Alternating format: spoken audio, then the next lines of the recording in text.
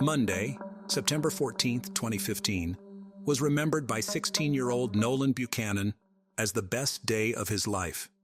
The day before, he had spent Sunday with his girlfriend. A traditional morning mass with his girlfriend's family, followed by a get-together with friends and a wonderfully romantic evening. Waking up on Monday morning, next to his favorite girl, the teenager felt like a free, successful, and influential businessman before whom the whole world is open. After all, he was now the owner of Buchanan Construction. The young man was going to inherit cars, a house, land, monetary assets, and made plans how he would manage the family business alone, and certainly do it better than his father, who brought the company to bankruptcy. It would seem that what could go wrong? Already on October 1st, 2015, Nolen Keith Buchanan was arrested at Bonita High School in Bonita, California, by the El Dorado County Sheriff's Office. Nolen was incarcerated at the Juvenile Treatment Center, JTC, in South Lake Tahoe until June 13, 2018, when an El Dorado County jury of 7 men and 5 women found Buchanan guilty of 3 charges. The jury took just 2 hours to reach a verdict. The young man was sentenced to 150 years in prison with the possibility of parole from the 25th year of his sentence. This is how his plan to take over the family business ended. Neighbors and classmates spoke of Nolen as a model kid and a good student. "As far as I know, he was a good kid," Bonita High School student Campbell Ruxton would later say in an interview. "He always cared about school, he seemed very kind, he was very nice. I'm even surprised he was arrested." But what really happened in the Buchanan family? Let's break down this horrific case in detail. Molly first met Adam Buchanan when she came to apply for a job at his firm as an office manager. By the time they met, Adam was already divorced and raising his son Nolen from a previous marriage on his own. Cheerful, sociable, and cheerful blonde immediately attracted the attention of the owner of the company. The interest was mutual. Molly fell in love, started a romance that turned into a serious relationship, and her move to Adam. Molly dreamed of a real, loving, friendly family and tried to build a wonderful relationship with her stepson. Soon she became pregnant. Gavin was born. People who knew the Buchanans claimed that they were a fairly close-knit family of 4. The head of the family, who owned a construction company, earned enough to ensure a comfortable life, and the family even purchased vacation property in El Dorado County, California. A small cabin sat on 19 acres in Greenwood, a rustic cabin with no electricity, water, sewer, or gas. Adam, who worked in construction, took an active role in remodeling the house, and the family began to visit there often.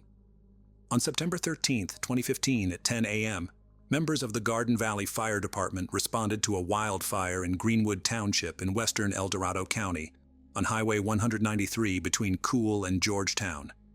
Upon arrival, they found the fire had destroyed 10 acres of the property. A cabin located on the property was still smoldering, but had burned to the ground. The fire department personnel observed charred remains in the ashes. The scene of the fire was not touched, and at 11 a.m. firefighters called the El Dorado County Sheriff's Office. No one had yet realized what was at the scene. Firefighters were almost certain that the victim of the wildfire was a pet trapped in the house. The arriving coroner was faced with a daunting task.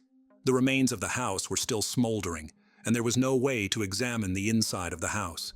They had to wait for the flames to finally die down and for the temperature to drop slightly.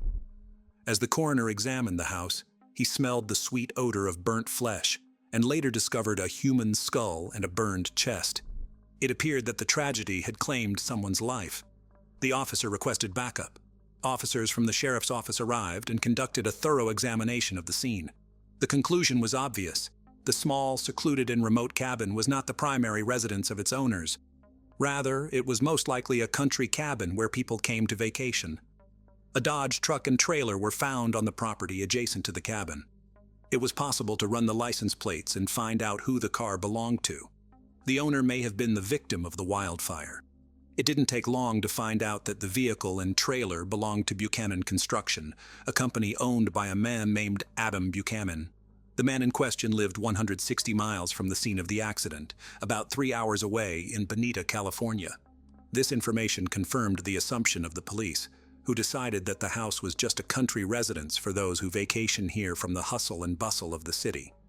It remained to be seen who was inside, Mr. Buchanan himself or someone else.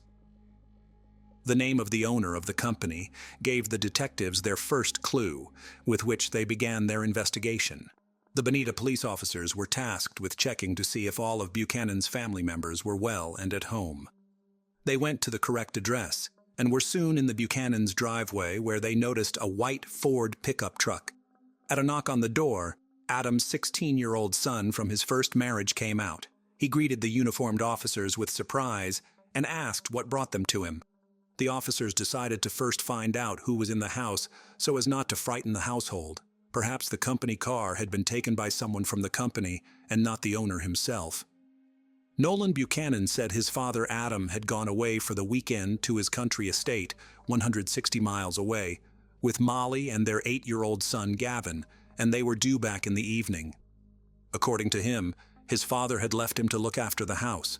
Investigators did not yet have sufficient reason to believe the remains in the cabin were those of the Buchanans, but the information received and the discovery of the remains, believed to be those of 2 people, by the evening of September 13th, was enough to report the family missing in the El Dorado County fire. The next day, September 14th, El Dorado County Police went to Nolen's home to talk to him more thoroughly and try to figure out whose lives the fire had claimed. Officers were met by Adam's parents, Howard and Susan Buchanan. They said that their son, the owner of the burned-out cabin, does his own home repairs and therefore travels there very often. The parents were very concerned as they had not been able to contact their son or daughter-in-law until now. From the story, the officers learned that the house is connected to generators, but at the time of the tragedy, it had no electricity. There were, however, gas cylinders inside. This gave 2 theories. The fire could have been either accidental or intentional. By September 15th, the fire scene had cooled down and investigators were finally able to collect evidence, including debris from a nearby fire pit. According to Detective James Peterson of the El Dorado County Sheriff's Office, new remains were discovered that changed the direction of the case. Police found a piece of skull with a bullet hole. At that point, we all realized that there was actually a homicide. This was not an accidental fire, reported the sheriff. The remains were collected and sent for forensic DNA testing. In the first set of remains, the bullet was lodged in the victim's thigh. The skull with the bullet hole, judging by its size, belonged to a child. The version of fatal accident dropped by itself. The version of murder came to the forefront. No one now doubted that the fire was a means of destroying the traces of the crime. It remained to find out under what circumstances the crime had taken place. Was it a burglary that had gone wrong? Or had the family taken their lives deliberately? But then by whom and why? Or could the crime be related to Buchanan Construction, a company where Adam Buchanan was president and chief operating officer, and someone harbored a grudge against him due to a working relationship? Initially, investigators focused specifically on the latter theory. They also looked into Molly's life to determine if she had any enemies capable of the crime. Once those lines of inquiry stalled, officers turned their attention to problems in Molly and Adam's marriage. There proved to be plenty of them. Investigators learned that over time, Molly and Adam's relationship began to deteriorate, and at the time of the crime, they had been sleeping apart for quite some time. A diary was found in which Molly described abuse from Adam. Witnesses interviewed described rough treatment and abuse. According to them, Adam was rude not only to Molly, but also to the children. Molly's mother, Susie Slankard, admitted to investigators, "There were times when I was afraid they would kill each other in one of their arguments." Molly did not sever her relationship with Adam, but would periodically take her son and leave to go to her parents' house and return a few days later until the next fight. It also turned out that the couple liked to hunt in the area where their country house was located. Since everyone was armed, the investigators assumed that during another quarrel, one of the spouses grabbed a gun and shot, and when he realized what he had done, he took his own life. However, there was an inconsistency. If the tragedy happened because of a conflict between husband and wife, it means that near the remains of one of them must necessarily be the instrument of crime, which, however, was not. Investigators speculated that the weapon may have been damaged in the fire and may not have looked as obvious as expected. Over the course of 5 days, forensic team members took turns removing ashes from the home. The search was conducted with surgical thoroughness, but did not yield the expected result. No weapons were found in the house. By this time came the data of forensic examination. The examination confirmed that the DNA of the bodies belonged to Adam Buchanan, Molly McAfee, and their 8-year-old son. All 3 victims had suffered gunshot wounds before the fire, and the angle of the bullet wounds ruled out the version that someone took their own life. The lack of firearms meant that someone else was in the house. A 4th person who shot the Buchanans, and the investigation had to start over. Police had no choice but to turn to the 16-year-old son of the deceased. Nolen told officers that the family drove away in an old Dodge truck. According to the son, his father decided to use the company vehicle rather than his personal Ford, which was parked in the driveway, because he had loaded the truck and trailer with rocks that he was going to decorate the area near his country cabin. It was this truck that police found near the burned structure. When asked why Nolen did not go on vacation with his relatives, the young man, as in the first interview, said that he had a duty to look after the house and garden during the absence of his father and stepmother. Nolen also said that they had a neighbor growing forbidden grass on the edge of the Buchanan property, which caused his father to have frequent arguments with this neighbor, demanding that he stop planting the grass and threatening to go to the police. Talking about the family business, Nolen told of the company's financial difficulties. Things were not going well. The company was undergoing downsizing and the number of employees was down to 5. From what his father said, the debts associated with the business were increasing rapidly. So now the investigation had a lot of useful information, and the detectives had a suspect, a neighbor, especially since in that area, violent crime was often linked to the cultivation of illegal herbs. Detectives felt that the threat of going to the police could have led to the murder of Buchanan and his family. The problem was, no one had any idea which neighbor they were talking about. Investigators canvassed the neighborhood, interviewing all the homeowners in a row. The tactic was successful. They found a man who confirmed the story of a quarrel with Adam over growing a forbidden crop. But according to him, after a sharp conversation, the conflict was over. The neighbor had an alibi, and another version turned out to be untenable.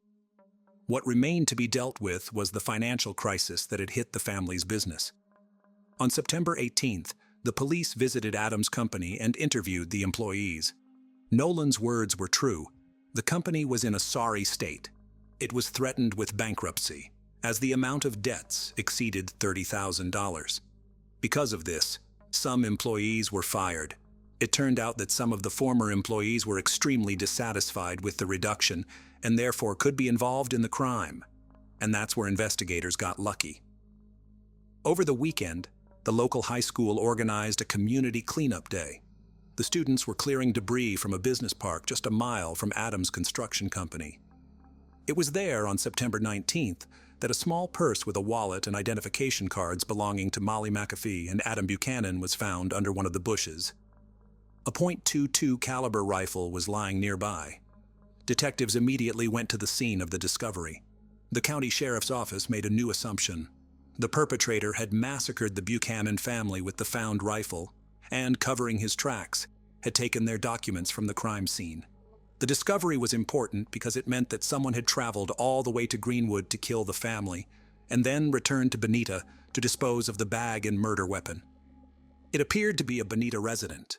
The proximity of the evidence found to the location of Buchanan construction strengthened the theory that the boss was massacred by one of the disgruntled employees. Detectives sent the firearm and the bag of documents for examination, requesting a warrant to inspect the company's records and premises. Here, the investigators got lucky a second time. During the search, they gained access to a video surveillance camera installed on the firm's premises. By happy coincidence, the lens of the camera was directed not at the company's territory, but at the center of the parking lot. After this discovery, the case was just days away from being solved. Since it was already known that the family had gone out of town on Friday, investigators reviewed Friday's footage and were surprised to find that Adam had attached a trailer filled with rocks to a Ford F-150, not a Dodge truck as Nolen had told them. Detectives realized that the young man had deliberately manipulated the investigation. If the white Ford had towed the rock trailer to the cabin, then someone must have driven it back and parked it in the driveway of the Buchanan family home. Investigators re-interviewed Nolen, trying to keep him safe while getting as many details as possible. Nolen again recounted his weekend, where he had been, and who he had seen. Only this time they asked him what movie they had seen at the cinema, how he had paid for the shopping at the mall, and how he had paid for dessert on a date. The unsuspecting Nolen answered, with his father's credit card. The officers then applied for a warrant to search Buchanan's home in Bonita, search the vehicles, and check financial records. The Ford automobile was still parked in the driveway. It was closely inspected, and they noticed reddish soil sticking to the wheels, similar to that in Greenwood. If the Ford had been used for a trip last weekend or earlier, traces of soil might have remained, but they would not have been as obvious. Unfortunately, the fire had destroyed the wheel tread marks near the country house, but the dirt buildup indicated that the car had probably been to Greenwood recently. Detectives tracked the bank card payments and found that Adam Buchanan had used his credit card on Friday, September 11th, at fast food chain Taco Bell on his way to Greenwood. Nolen, on the other hand, claimed he stayed home, did not go with his parents, and had the credit card in his possession. Detectives went to the diner and checked the security cameras. They saw exactly what they expected: a white Ford instead of a truck. When detectives searched the Ford, they found a Taco Bell receipt dated September 11th that included not 3 but 4 drinks. Evidence collected at the scene of the fire similarly pointed to 4 drink cups. So Nolen was in the car? The next credit card transaction took place on Saturday, September 12th, at the Valencia Club bar in Penryn, about 30 minutes away from the cabin. Adam's parents had previously told detectives about the bar. They said their son and daughter-in-law liked to drop in there after renovations to the cabin. Security cameras recorded the time the couple left the bar, and traffic cameras on the highway helped track the couple's route. A Ford F-150 headed toward the Buchanan cabin around 2:30 a.m. on the day of the fire, and at 3:30 a.m. drove in the opposite direction. In the first instance, the camera captured Adam and Molly in the vehicle, and in the second, only Nolen. A few hours later, on Sunday morning, September 13th, Adam's credit card was used to pay at 3 of Bonita's establishments: Starbucks, McDonald's, and a gas station. The bank confirmed to investigators that Buchanan had only one bank card. The facts contradicted Nolen's stories. By this time, forensic results had come back. Nolen's fingerprints were found on the gun. He was arrested right in the middle of a high school class. Nolen Buchanan pleaded not guilty to the charges against him.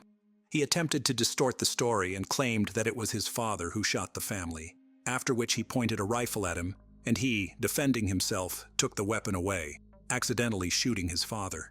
Nolen insisted it was self-defense, attributing the fire and subsequent lie to a state of panic and extreme fright. That's why he took gasoline and set the house on fire to make it look like nothing had happened there. The defense continually focused the jury's attention on Adam's abuse of his own son and other family members. The medical examiner questioned the verdict because the bullet wound mark on a piece of Gavin's skull was consistent with a shot fired at nearly a 90-degree angle. Nolen, on the other hand, claimed that his and his brother's beds were next to each other, and they were simultaneously awakened by the noise and screaming. It was at the moment of awakening that Nolen allegedly saw someone enter the bedroom and shoot Gavin. The shooter then pointed the rifle at him, and Nolen miraculously managed to push the attacker away. Under this scenario, the shot would have been fired at about a 45-degree angle, which was inconsistent with forensic evidence. The prosecution came to believe that Nolen shot his brother when they were alone in the house while their parents spent time at a bar. After waiting for his father and stepmother to return, Nolen shot them as well. Judging by where the bodies were found, Adam was killed first, followed by Molly. Nolen then took the rifle, his parents' papers, doused the bodies with gasoline, and set the house on fire. Then he went home, met his girlfriend, and spent the day with her, creating an alibi for himself. On July 13, 2018, a jury found Nolen guilty of 3 counts of first-degree murder. As a result, he was sentenced to 150 years in prison with the possibility of parole after 25 years. Judge Kingsbury in announcing the sentence, reflected on the verbal and physical abuse Nolen faced. On the testimony that Nolen massacred his brother because he didn't want him to go through the same horror, or be forced to live with what his father had already managed to do to him. But as she did, she also listed facts about the premeditation of the crime and subsequent arson, the creation of alibis, and the plans to run the family business that Nolen had voiced to family members. The judge cited a failure to follow rules and deviant behavior noted by staff at the South Lake Tahoe Juvenile Treatment Center, where Nolen went after his arrest. "Everyone has the opportunity to change," Judge Kingsbury told Nolen. "I hope you will do everything in your power to do so. If you behave well, you will have a chance to get out on parole in 25 years under the Senate bill and Supreme Court rulings. It's up to you whether you take that chance or not." Nolen continues to insist he is innocent. If he ever gets out on parole, he will have to pay a huge compensation to the victims. The amount of the payout is unknown at this time. 22-year-old Brandon Gonsalves lived with his small family in Goregaon West. Now Goregaon West was becoming a crowded suburb in Mumbai city. Besides Gonsalves, his family only consisted of his mother and older sister. On December 19, 2016, like every day, Gonsalves went for a morning walk from his home to Ari Colony. Usually, he would return home within an hour after his stroll, but today he didn't come back until afternoon. Concerned, Gonsalves' mother Seema and older sister Kashma first called his friends because he had left his phone at home today. Despite contacting some friends, they couldn't find any information about Gonsalves. Now, the sun had already set and night was slowly falling. Worried about their son, Seema took her daughter and went to the nearby Dindoshi police station to file a missing person report. Now, besides Gonsalves' family and friends, the police are also trying to find him.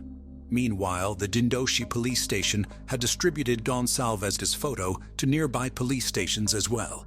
However, amidst this, around 12:30 in the afternoon on December 22nd, a call comes to the nearby Ari police station. The caller reports that he has just seen a headless body. Upon hearing this, the police promptly rushed to the reported location in Ari Colony. Upon arrival, the scene they witness astonishes them. There, beneath a tree, lies a body without a head, neck, or clothes, and upon seeing it, it seemed as if someone had placed it there deliberately.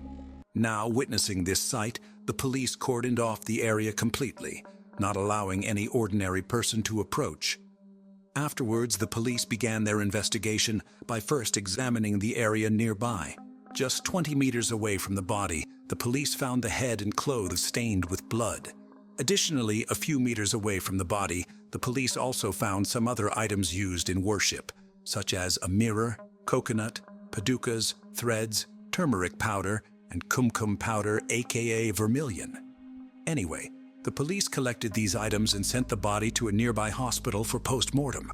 Subsequently, the files of missing persons were checked at the Ari police station, and the identification of this dead body was made with a boy named Brandon Gonsalves. As I mentioned earlier, the missing report of Brandon Gonsalves had been distributed to all nearby police stations by Dindoshi police. So now the Ari police confirmed that he was the same boy who had gone missing 3 days ago on December 19th. Well, now Gonsalves' family is also informed, and thus the missing case of Gonsalves turns into a murder case. After this, as far as I have read, perhaps the police had to form 8+ teams to search for Gonsalves' killer, including a special team from the crime branch. But seeing the body of her only son in this condition, Gonsalves' mother Seema and elder sister Kashma were both in a terrible state of distress. So much so that when Seema saw her son in this condition, she fainted upon seeing the body. However, the police quickly began their investigation to find the culprits. On the other hand, some shocking details emerged in Gonsalves' post-mortem report. The post-mortem report stated that Gonsalves' tongue, voice box, skin from his right cheek, and even his entire neck were missing, with the neck bone intact. This means that someone had killed Gonsalves so brutally that even the small spine is fragment of our neck, the neck spine, was broken. All these things were horrifying the police because initially, the police thought this case seemed to be a result of personal rivalry, as if someone had killed Gonsalves to settle a score, but the police were soon to be proven wrong. Actually, according to the post-mortem report, it was found that Gonsalves' death occurred due to the separation of his head from his body. However, forensic pathologists also checked whether Gonsalves was given any drugs or substances before being killed, but nothing like that was found in any post-mortem report. After that, the police found out that Gonsalves was murdered 3 days before his body was found, between 11 a.m. and 2 p.m. on the same day he went missing. Additionally, there were no signs of any fight, struggle, or injury on his body, indicating that Gonsalves didn't even try to save himself until his last breath. Furthermore, 2 marks were found on Gonsalves' body. Actually, there were 2 cross symbols on his forehead and right hand, which seemed to have been made with a sharp object. After learning about all these things, this case became even more intriguing for the police and investigators, because now there were a lot more questions in front of the police. Looking at Gonsalves' body, it seemed as if his body had been cut twice. First, his head was separated from his shoulders, and then later his neck was cut from the head. Additionally, forensic experts said that where Gonsalves' body was found, there was absolutely no evidence of his murder, if not a single trace of blood was found there.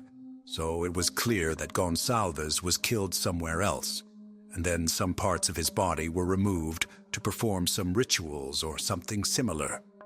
Later, his body and clothes were thrown away in this deserted place. Here, when the police found the materials of worship and glass, coconuts, slippers, turmeric, and vermilion at the crime scene, for the first time, this case seems like a human sacrifice.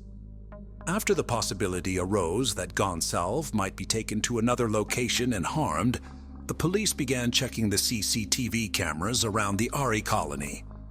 But first, they checked the CCTV cameras around his house. They saw Gonsalves leaving with his dog around 7 o'clock in the morning and returning after a morning walk within an hour. However, just 10 minutes later, Gonsalves left his house again, but this time with a bag. Now, what was in that bag could not be determined because the bag itself was not found. But then, a little further from Gonsalves' house, the police spotted a white Audi car in another CCTV footage with 2 people inside, a driver and a woman in a white Punjabi suit. It was shown in the CCTV that they were following Gonsalves slowly with their car. The woman wearing a white Punjabi suit is given directions to the driver, telling him to take the car in that direction. However, the police also questioned Gonsalves' family members to see if anyone might know that woman and driver, but the police didn't get any good response from there either. The police suspected that there might be more than 2 people in the car, and unfortunately, the day Gonsalves' body was found, the 2 CCTV cameras in that area were not working. This raised suspicion for the police that Gonsalves was abducted on December 19th in this same car and then murdered elsewhere, with his body being thrown in a deserted place in Ari colony on the dark night or morning of December 22nd. But since then, investigators have felt that perhaps a local person might be involved in this murder case, because the police checked 70-plus CCTV cameras in this entire case, but none of them recorded anything suspicious that would raise suspicion on any individual. The investigators clarified that perhaps the killers were aware of the location of every CCTV camera in the Ari colony. This helped them in escaping from the colony and Goragayan. This clears one thing, that the killer was someone who was well acquainted with Goragayan and the colony, because an outsider couldn't have known every road in CCTV so well. The investigators explored all possible angles of Gonsalves' killing, such as a love affair angle, whether someone jealous killed Gonsalves, and a personal rivalry, human sacrifice angle, robbery, and property dispute. But the police never found any leads in any angle. Although for some time, the police kept the angle of human sacrifice on the table and even questioned several tantrics, babas, and black magicians about the cut parts of the body, the mark of the cross on the forehead and the right hand, whether there was any connection between them or not. But the police didn't get any help from here either. Gonsalves was a middle-class boy who decided to graduate in arts. However, due to some reasons, he dropped out of college as well. His father had passed away 3 years ago, leaving Gonsalves in a state of depression for a long time. During the police investigation, Gonsalves' call records were also checked, but no suspicious numbers were found. In fact, Gonsalves rarely talked to anyone, except for his family, or perhaps 3 or 4 friends. But what intrigued the police in this case was finding a diary in Gonsalves' room. Within it were some sketches that further complicated this case. Actually, if these sketches are examined closely, it will be apparent that they tell the story of 2 sacrifices. In the first, a person is attempting to cut off an animal's head while wearing a suit. Meanwhile, in the second sacrifice, a man's head is being cut off with a saw. In addition to these, an attempt has been made to portray the SpongeBob cartoon character as a monster. On the other side of the page, a picture of a deer without a head has been drawn, and right next to it, only the head of a lion cub has been drawn. Furthermore, when the police went inside Gonsalves' house, they found a strange sign on a wall just behind the door, as if it were some sort of cult symbol. Now, what was even more surprising was that when the Mumbai police tried to recreate the crime scene with Gonsalves' dog, the startling thing was that Gonsalves' dog went straight to where Gonsalves' body was lying with a tree. After a while, his dog arrived at the spot where Gonsalves' body was found, just a few meters away. Among all the cases we've explained on this channel so far, this case was the weirdest, like how Gonsalves' dog somehow went to the places where his body was found. It's possible that when Gonsalves first went out for a walk with his dog on December 19th, he might have already gone to the place where his body was found. Another point is that the white Audi car following Gonsalves might have been known to him, and he might have gone with them willingly, sitting in the car. Additionally, it's possible that after returning home, Gonsalves took the bag with him, which might have contained items related to worship like coconut, padukas, etc. Because it's also being said on the internet that maybe Gonsalves sacrificed himself. Today, it's been over 7 years since this case, but the murderer of Brandon Gonsalves is still unknown. Meanwhile, Gonsalves' mother and sister have made numerous visits to the police station and the crime branch office to find out the status of their son Brandon Gonsalves' murder case. During this time, Gonsalves' mother and sister were afraid that the police might close Gonsalves' murder case. Due to this reason, Seema's elder daughter Kashma appealed to Indian Prime Minister Narendra Modi and the state's chief minister to seek justice. Well, if this case gets solved in the future, we will definitely update you through this channel's community post. But so far, this case remains unsolved. With this, Brandon Gonsalves' case also concludes here. Before moving forward, quickly subscribe to the channel. This is strange. You haven't subscribed to the channel yet. Quickly subscribe to it. Now we are jumped to the next story. This is the story of Madanapalli city in the state of Andhra Pradesh, India, which is Asia's largest tomato market. Besides, there are many mountains here as well. It was January 24th, 2021, around 8:30 p.m. on Sunday night in Madanapalli, when Dr. V. Purushotham Naidu, the head of the Naidu family, called his friend Raju and said on the phone, "Both my daughters are no longer in this world. Alekhya, 27, and Saidivya, 22, have both passed away, but there's nothing to worry about. Tomorrow morning, they will come back through reincarnation because the Kal Yuga is ending, and the Satyug will begin from tomorrow." Upon hearing this, Raju said to his friend Dr. Naidu, "Everything is normal at home? Speaking such language against your daughters doesn't suit you." In response, Dr. Naidu said, "No, Raju, I am telling the truth. In a while, both I and your sister-in-law will leave our bodies in Kal Yuga and be born again in Satyug." Upon hearing this, Dr. Naidu's friend Raju started feeling extremely restless. Consequently, he abruptly ended the call and within a few minutes arrived at Dr. Naidu's house. Raju reached there, knocked on the door, and just as the door was about to open, Dr. Naidu himself appeared, looking completely normal. But when Raju went inside and saw the scene there, his eyes widened in shock, because Dr. Naidu had spoken the truth. Lying on the ground in the prayer room of his house was the lifeless body of his 27-year-old daughter, Alekhya. She had completed her master's in Bhopal and now was preparing for the civil services. Her face was pale, and blood was oozing from various places. After this, Dr. Naidu took Raju to another room adjacent to the prayer room, where the dead body of his 22-year-old daughter, Sai Divya, lay on the ground.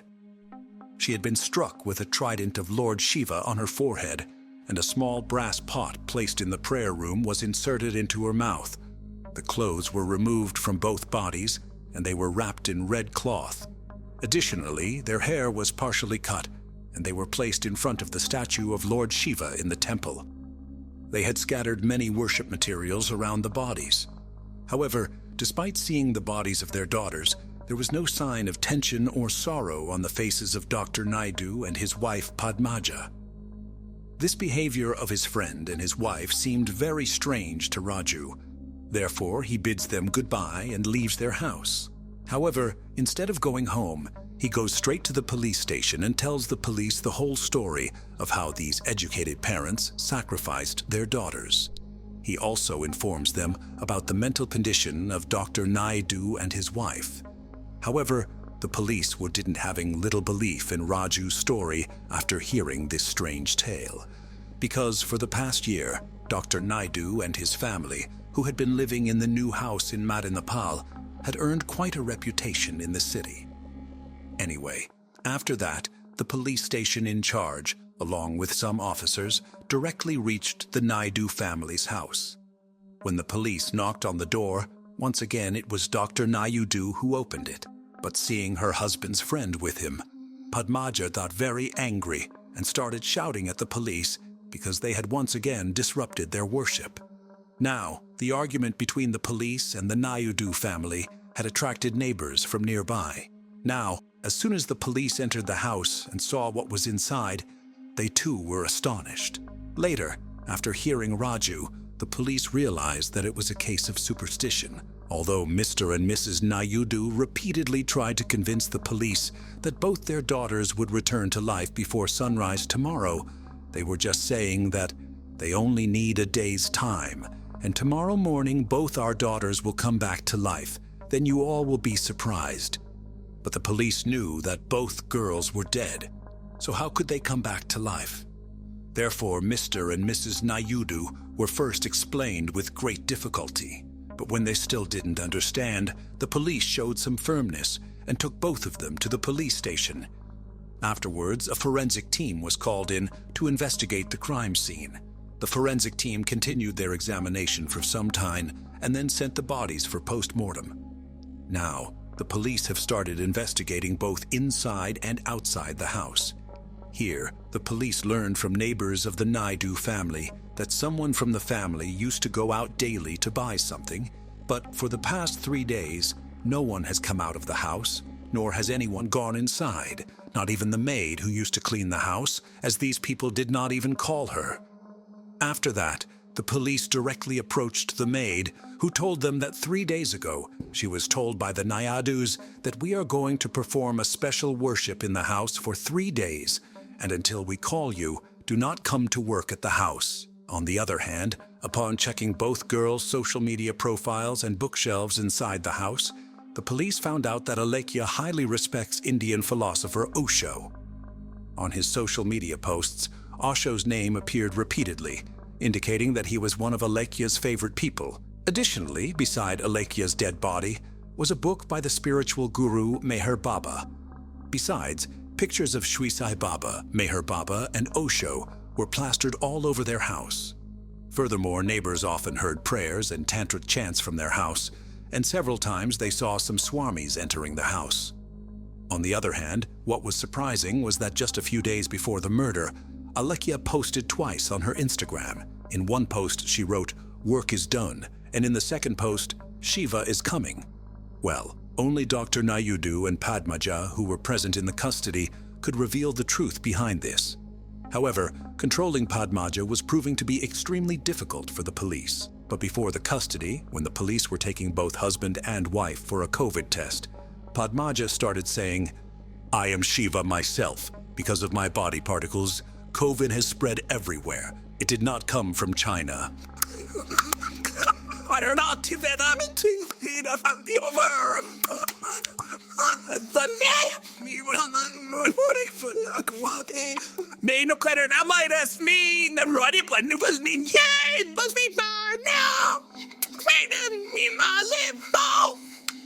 After getting their COVID tests done, Dr. Naidu informed the police about his background. Actually, Dr. Naidu had a master's in philosophy and science. In addition, he had obtained a PhD and was currently a professor of chemistry at Government Degree College for Women, Nadanapali. His wife, Padmaja, was a gold medalist in mathematics and had been teaching at the famous schools of Madanapal for nearly 23 years, including at Masterminds IIT Talent High School. Alongside, she also had a master's in science. Additionally, Alekhya, 27, was a postgraduate from Bhopal and then an aspirant for civil services.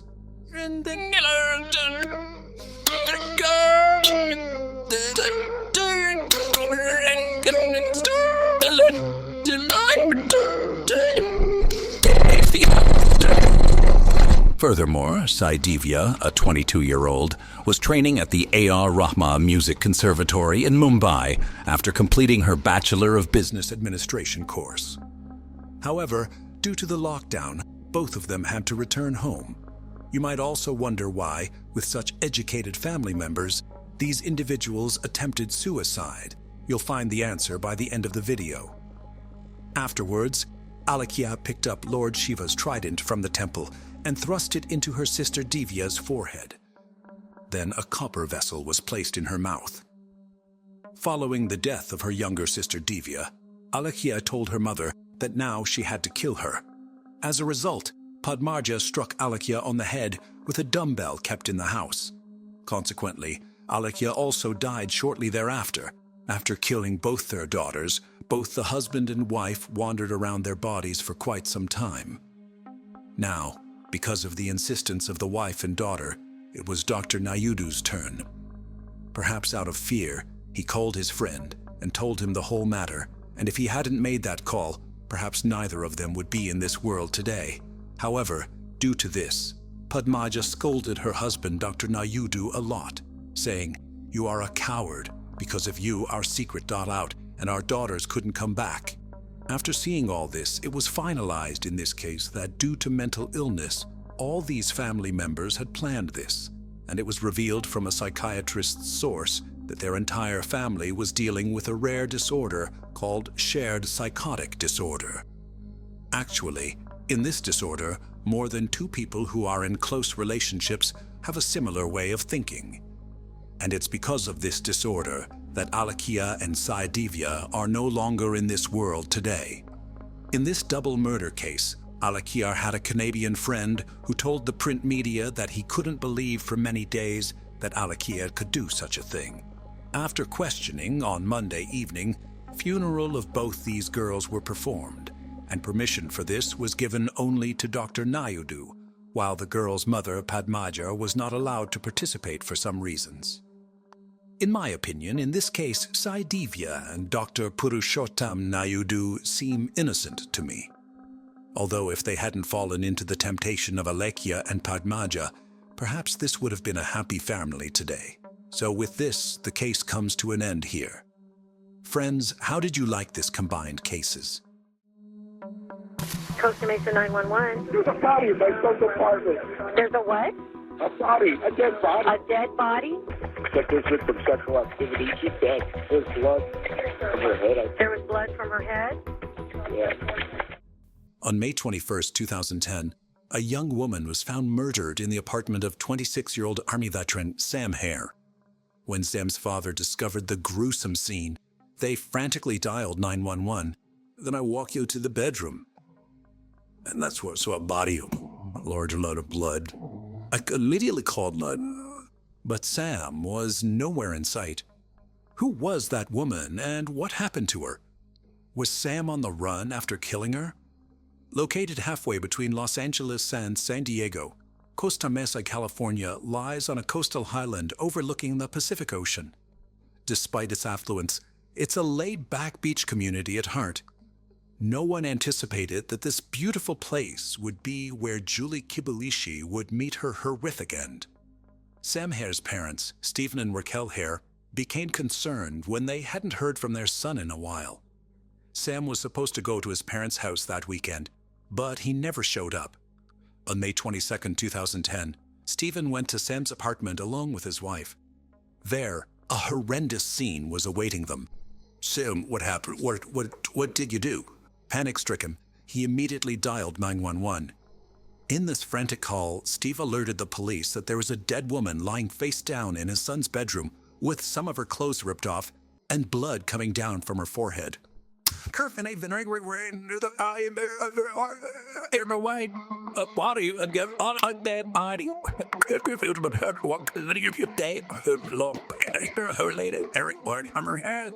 I would be a white and cuddle, but you know where you're starting. However, Sam was nowhere in sight.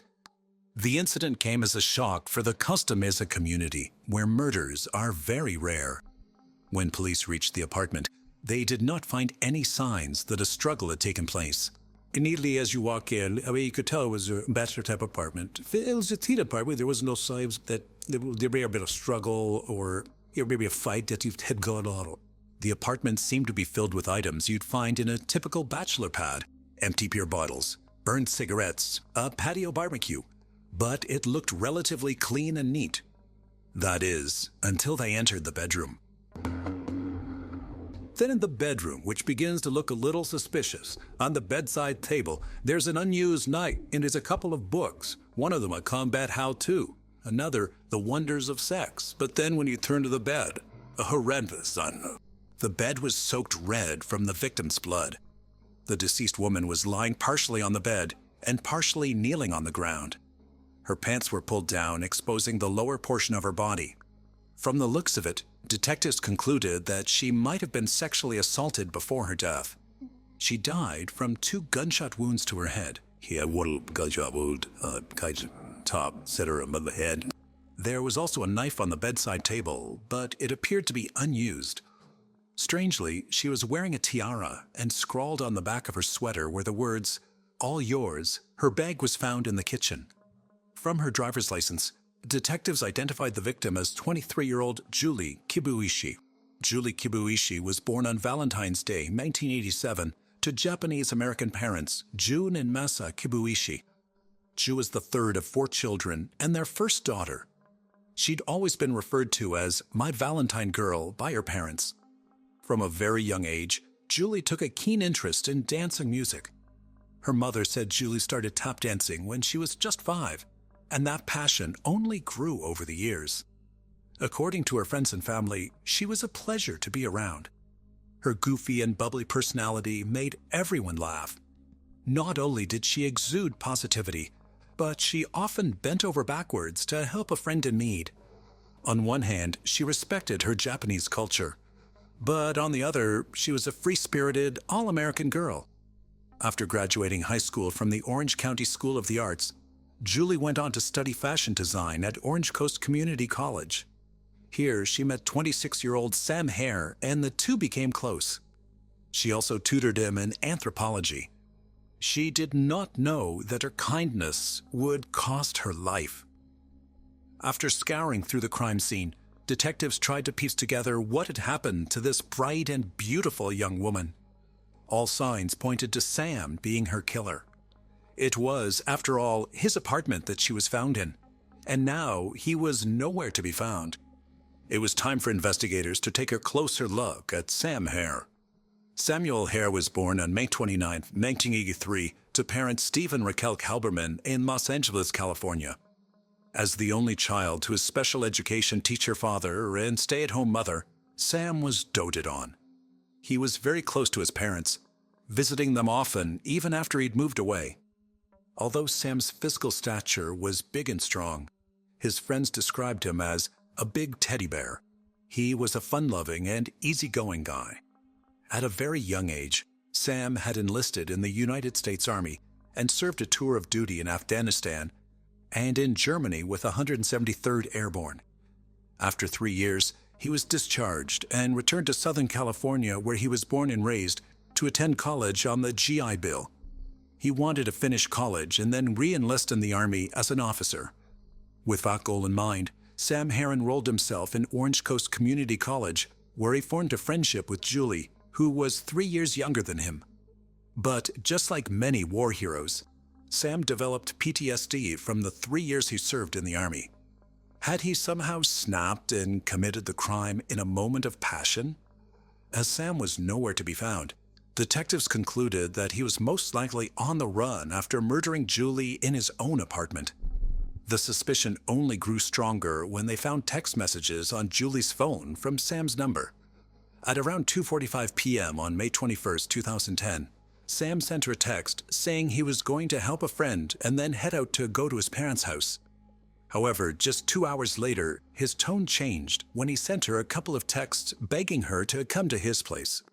From the tone of the messages, Sam seemed like a man in trouble. He was clearly upset about something. As a concerned friend, Julie agreed to meet Sam. She said she'd be there for him like a family. While Sam's family was dumbfounded by the findings and worried that his life was in danger, these texts made him look more guilty to the investigators. It showed that he planned for her to come over. Additionally, Sam's car and his passport were also missing from the apartment, leading investigators to believe that Sam was probably on the run. His passport was missing. His car was missing. I look at it every legal qualifies as obvious. If I say how he is going to be a killer.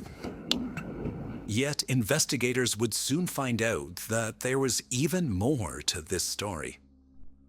Flashing back to 8 years prior, in 2002, the then 18-year-old Sam Hare was charged with another heinous crime. He was accused of taking part, along with 17 other men and women, in the stabbing and beating death of 19-year-old Byron Benito in Canyon Country. Allegedly, on the night of January 15, 2002, Sam, who had been friends with Benito since childhood, picked Benito up from his house and led his unsuspecting friend to an area behind a mobile home park where he was attacked and killed by a group of suspected gang members. He was charged with murder. However, in the end, he was acquitted of those charges. But that didn't change the suspicion in the minds of the investigators. Although Sam's family did not believe in his guilt, investigators were almost certain that they were after the right person. As Sam was trying to use firearms, they considered him armed and dangerous and on the run. Believing that they had a dangerous killer on the loose, authorities put an APB out for Sam.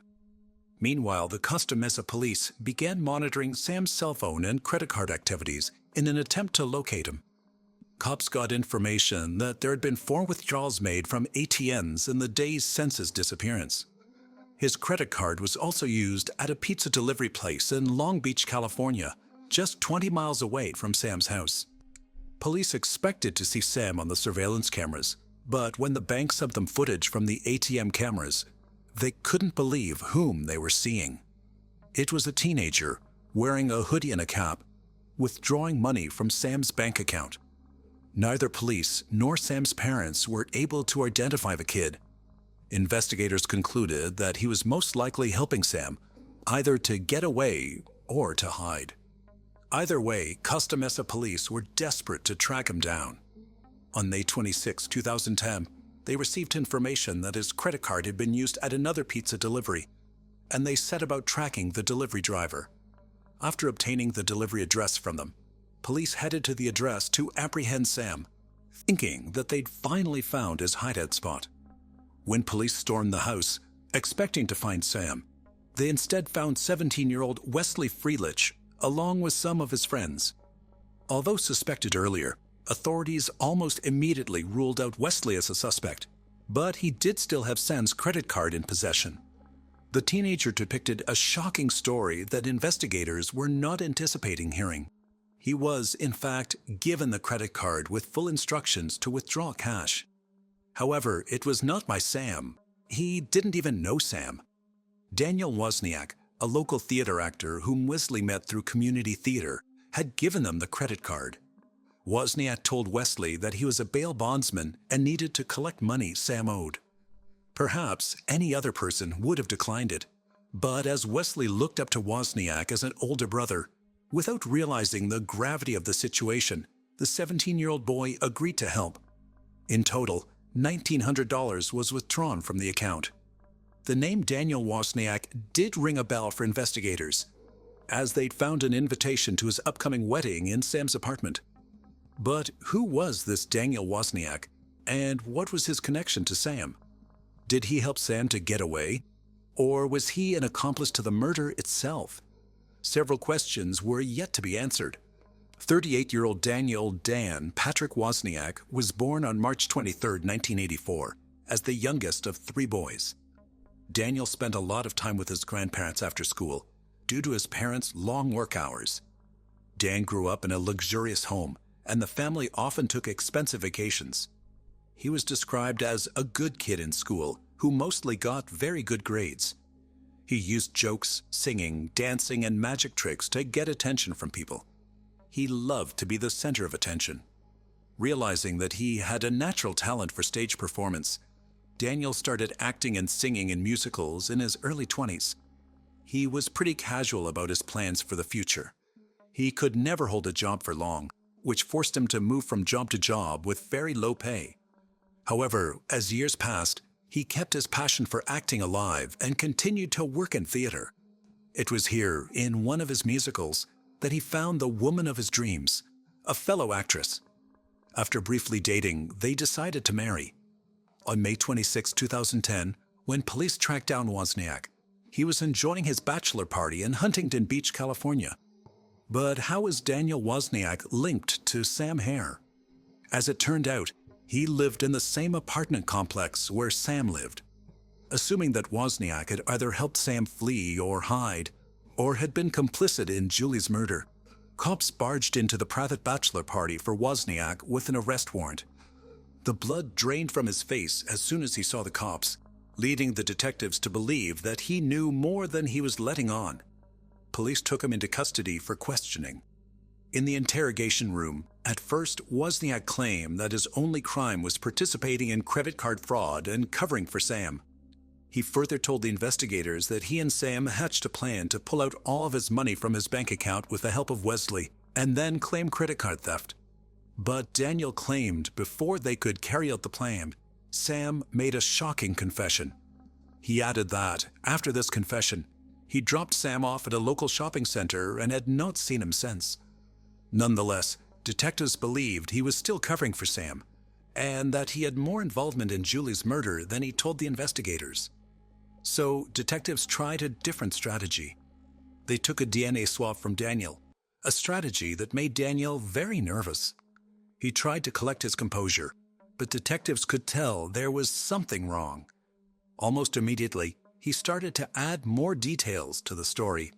Tell me about the saying that you did. I told him that I needed to go see stuff from the theater.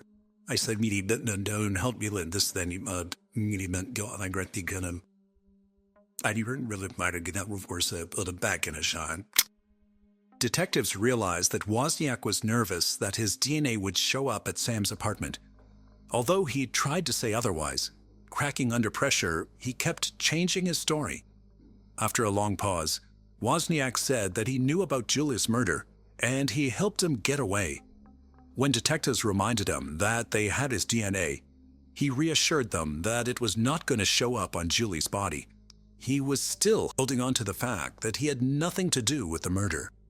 Detectives were expecting that Wozniak would reveal more details when he suddenly decided he was done with the interview. But with so much at stake, detectives could not let him go easily without knowing the full details. They told Wozniak that he'd be arrested for the accessory to murder charge if he did not come clean and give them full details. Wozniak had a lot at stake too. He had a wedding scheduled in just 48 hours, and he did not want to miss it. Under pressure, Wozniak started to crumble. The story yet again changed a bit. Seeing that Wozniak was about to break, detectives hastened the process by bluffing about the DNA. Although in reality, DNA test results wouldn't be back for weeks, detectives claimed his DNA was found on Julie's body. Shockingly, he did not protest the claim. He rather said his DNA was on Julie's body because he was standing right over her body. As it turns out, Wozniak was not as good of an actor in the interrogation room as he was on the stage. As his lies fell apart, he dropped yet another bombshell. This was a major red flag for the detectives because only one gunshot wound was visible to the investigators at the crime scene. Only later, when an autopsy was performed, was it revealed that there was a second gunshot wound. This confession from Wozniak meant that he'd been there when she was killed, which made him an accomplice in the murder, and investigators could now officially detain him. Yet, even though Wozniak was in custody, detectives still had to find Sam, and Daniel refused to talk. While detectives were searching for any clues that could lead them to Sam Hare, sitting behind bars, Wozniak called his fiancée, Rachel Buffett. Whether Wozniak knew those conversations were being recorded or not, he was about to get caught in his own web of lies. As Rachel chose freedom over love, she told him that she was going to call detectives with more information. Wozniak knew he had to talk to the detectives before Rachel could. Suddenly, he was in a panic, desperate to strike the deal with the detectives that he refused only hours before. But what he told the detectives this time was beyond their imagination. For the first time, Wozniak was ready to break down the timeline of his diabolical murder plan, which started with a simple favor from a friend. On the fateful day of May 21, 2010, Wozniak asked Sam, who considered him a good friend, to help move some boxes at the Los Alamitos Theater attic in a local military base. While Sam was busy moving the boxes in the attic in a knelt-down position with his back turned to Wozniak, the cold-blooded monster pulled out a gun and shot him in the head once. Initially, Sam never knew what hit him. After realizing he'd been shot, he begged Wozniak to help him. Without a shred of hesitation, this merciless killer reloaded his gun and shot him a second time, killing him instantly. After killing Sam, he was still not finished. In a cold and composed manner, he did the unthinkable by texting Julie from Sam's phone and luring her to Sam's apartment. In the utmost callousness, he left Sam's body in the attic and went to perform his play, laughing, singing, dancing, as if he did not just murder an innocent man and lure another to the same fate. Later in the night, Wozniak snuck into Sam's apartment, and once Julie was inside the apartment, he shot her 2 times in the head. He then staged the crime scene to make it look like Sam fled after assaulting and killing Julie in his apartment. However, he still needed to make sure that no one found Sam. In desperation, he proceeded to commit one of the most depraved acts possible. He returned to the attic and dismembered Sam's hands and head in an attempt to conceal the deceased's identity. He disposed of them at a nearby park. But even after these heinous acts, seemingly without a care in the world, Wozniak once again returned to the theater. In several cast party photos detectives collected later, he can be seen laughing and joking with other members. But perhaps the motive remains even more twisted than the murders themselves. It all boiled down to money. Loaded behind killing Sam was money and Sam who killed. Wozniak always struggled with money and maintaining employment. At the time of the murders, he was behind 2 months in rent on the verge of getting evicted. Additionally, he had no way of paying for the grand wedding or honeymoon he planned. And that's when he learned of the $62,000 Sam had in his savings for his time served in the military. He killed 2 innocent people in cold blood so that he could have a grand wedding and enjoy an expensive vacation. If the confession was not enough, police found the evidence bag that Rachel talked about on the phone with Wozniak, thanks to Wozniak's brother, Tim. Tim had instructions to get rid of the bag, but he instead threw it over the fence at his parents' house. That backpack was filled with incriminating evidence, including Sam Hare's financial details, passport, his bloody clothes, and, most stunning of all, the murder weapon. Wozniak's DNA was all over the items, suggesting that he, and he alone, committed the double homicide. There was a cornucopia of others, the DNA, expenditure cases, the victim's financial information, everything a prosecutor could ever warrant, but of course that also led us to the murder weapon himself. On December 16, 2015, at the end of his trial, which lasted just 5 days, Wozniak was found guilty of 2 counts of first-degree murder. On January the 11th, 2016, after only 1 hour of deliberation, in what's described as one of the shortest death penalty deliberations, the jury recommended the death penalty to a very deserving Daniel Wozniak. On September 23, 2016, the judge sentenced him to death. It seemed like there was no end of deception in this case. Detectives discovered years later that Wozniak's former fiancée, Rachel Buffett, not only knew about the murder plots, but she'd been deceptive to the detectives. Though she denied all these allegations, she was arrested and charged with 3 felony counts of accessory after the fact, based on allegations that she'd lied multiple times to police investigators. On September 12, 2018, she was convicted on 2 of those counts with a maximum possible sentence of 44 months, and on November 8, 2018, was sentenced to 32 months behind bars. She was released from jail sometime in 2019. Life snatched away from 2 innocent people. Life destroyed for their family members. And all of this, just so one maniac could have his dream honeymoon. The only closure that the families can get from this is that this monster is spending his last days where he can't hurt anybody else.